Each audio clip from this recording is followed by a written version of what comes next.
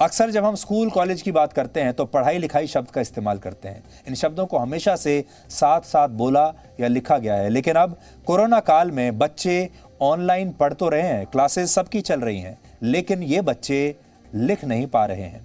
बच्चों में लिखने की क्षमता पहले के मुकाबले कम होती जा रही है। यानी जब आप कहते थे पढ़ाई लिखाई, उसका मतलब होता था कि बच्चे पढ़ाई भी करेंगे और लिखाई भी करेंगे। तो अब बच्चे पढ़ाई तो कर रहे हैं लेकिन लिखाई नहीं कर रहे हैं।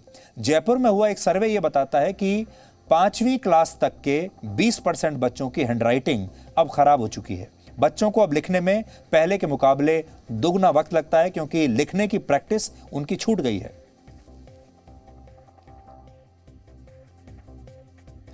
हैंडराइटिंग बिगड़ने का असर लड़कियों के मुकाबले लड़कों में ज्यादा देखने को मिला है। 30% बच्चों की हिंदी और 10% बच्चों की अंग्रेजी की हैंडराइटिंग अब खराब हो चुकी है। आज हमने इस पर एक स्पेशल रिपोर्ट आपके लिए तैयार की है। देश भर में जितने भी माता पिता हैं जिनके बच्चे स्कूल में पढ़ने के लिए जाते हैं, उन्हें ये खबर जरूर देखनी चाहिए। और अगर आपके घर में वो बच्चे भी मौजूद हैं तो थोड़ी देर के लिए उन बच्चों को भी अपने पास बैठा लीजिए और उन्हें आज की ये रिपोर्ट जरूर दिखाइए।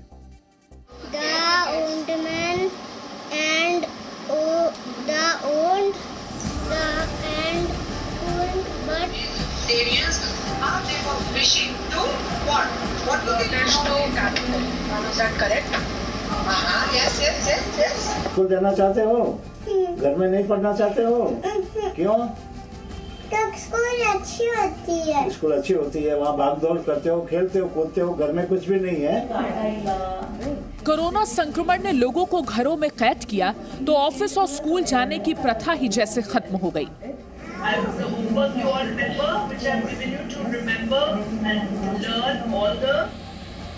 वर्क फ्रॉम होम और ऑनलाइन क्लासेस ने इस समस्या का समाधान निकाला, लेकिन बच्चों के मामले में ऑनलाइन क्लासेस अच्छा समाधान नहीं बन पाई है।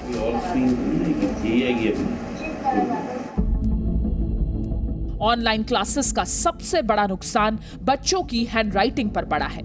A for apple, B for ball, C for cat. Bengaluru में रहने वाली कुसुम की 3 बेटियां हैं। F for fish. सभी ऑनलाइन क्लासेस में बिजी रहती हैं, लेकिन कुसुम ने ऑनलाइन क्लासेस की वजह से महसूस किया है कि उनके बच्चे लिखने में ज्यादा रुचि नहीं दिखाते हैं। यही नहीं, जिन्होंने स्कूल में लिखना सीखा भी था, उनकी हैंडराइटिंग खराब तो हुई ही है, लिखने की गति भी कम हुई है। ये बच्चे स्कूल में अच्छे से लिखते थे, मिस होमवर्क देती थी, अच्छे से लिखते थे, राइटिंग भी अच्छी थी। घर पे अब स्पीड से लिखते हैं, राइटिंग सुंदर नहीं लिखते हैं और लिखते भी धीरे हैं, एकदम स्लो हो गए। तीनों ही बच्चे बहुत धीरे धीरे होमवर्क करते हैं और टाइम ज़्यादा लेते हैं। और स्कूल में अच्छा नीट से डेली होमवर्क करते थे तो अच्छी राइटिंग थी इनकी। अगर ये लोग स्कूल में पढ़ेंगे तो इनकी राइटिंग अच्छी होगी और टीचर भी इनको ध्यान देगा भाई कि बच्चा लिखता है नहीं लिखता, और अच्छी राइटिंग होने के ऊपर उसका अंक भी ज़्यादा दिया जाए, नंबर ज़्यादा दिया जाता, साफ सफाई का नंबर ज़्यादा दिया जाता। इसलिए मैं बोलता हूँ राइटिंग होनी बहुत ज़रूरी है, उसमें सुधार होना बहुत ज़रूरी है। सुंदर लिखो, सुंदर लिखो। ऑनलाइन क्लासेस में इंटरनेट में आने वाली समस्या की वजह से कई बार शिक्षकों से सीधा संवाद नहीं हो पाता। ब्लैक बोर्ड पर लिखी गई बातों को कॉपी में लिखने की आदत छूटती जा रही है।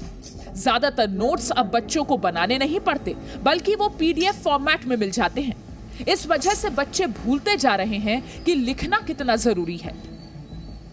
ब्लैक बोर्ड पर मिस लिखती है, वो बहुत अच्छे से समझ आता है और यहाँ ऑनलाइन में इतना समझ नहीं आ रहा है, क्योंकि स्कूल में एक एक पीरियड में अलग अलग टीचर आकर हमें लिखाती है और हमें लिखना पड़ता है, और ऑनलाइन में PDF से पढ़ते हैं। इसलिए कि बोला था स्कूल में मिस अच्छी पढ़ाती है और बोर्ड में लिखती है, अच्छी पढ़ाती है, लिखाती है, इसलिए। और ऑनलाइन में वो बोलती है और बाई मिस हम बाई मिस हम नहीं सुने तो वो अब बाई मिस वो आवाज़ लो हो गई तो हमको कुछ पता नहीं चलता है। ये समस्या पूरे देश में देखी जा सकती है। जयपुर में हुए एक सर्वे में सामने आया कि कक्षा 5वीं तक के 20% बच्चों की हैंडराइटिंग पहले के मुकाबले खराब हुई है। कक्षा 12वीं तक के 11% बच्चों की हैंडराइटिंग में काफी गिरावट दर्ज की गई है। कैलीग्राफी एक्सपर्ट हरिशंकर बालोटिया का मानना है कि मोबाइल या कंप्यूटर के सामने बैठकर पढ़ाई की आदत ने लिखना भुला दिया है।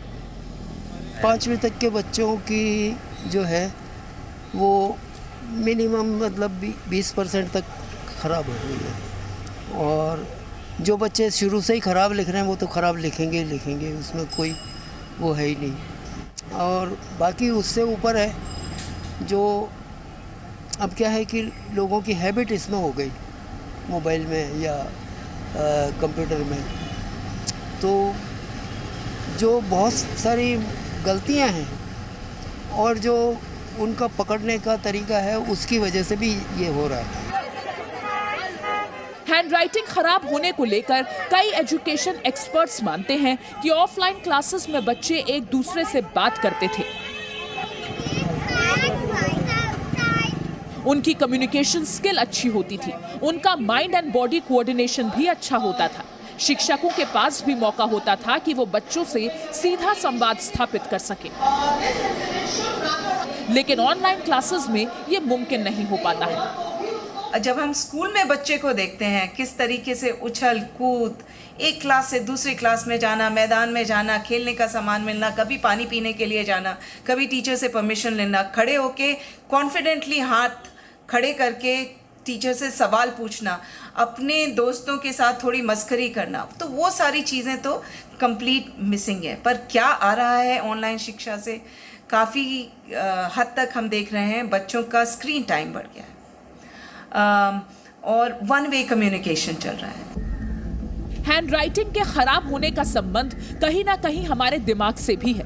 बच्चों में अपनी तरह की खास हैंडराइटिंग विकसित होने में 8 साल का समय लगता है, यानी बच्चे जब 8 साल के हो जाते हैं तब उनके अंदर अलग हैंडराइटिंग पैटर्न बनता है। जब बच्चा कंसंट्रेशन करता है और वो वर्ड्स को ग्रैस्प करता है तो मोटर स्किल्स के द्वारा उसकी हैंडराइटिंग पेज पे हम देखते हैं। जब डिस्टर्बेंस होता है ऑनलाइन क्लासेस में, होता यह है कि उनके लिए डिस्ट्रैक्शन ज़्यादा होते हैं। क्लासरूम में अगर बच्चा बैठा है तो वो मजबूर होता है कि टीचर के साथ में बैठ करके सीखे। अगर वही बच्चा ऑनलाइन में बैठा है तो उसका डिस्ट्रैक्शन स्क्रीन से इधर जाएगा उधर जाएगा। जब डिस्ट्रैक्शन हो जाएगा उसकी हैंडराइटिंग के ऊपर वो असर पड़ेगा ही पड़ेगा। तो ऑनलाइन क्लासेस का ये पहला असर है। दूसरा ये है कि क्लासरूम में ये होता है कि टीचर की जो स्पीड होती है उस स्पीड समझ के बच्चे लिखते हैं।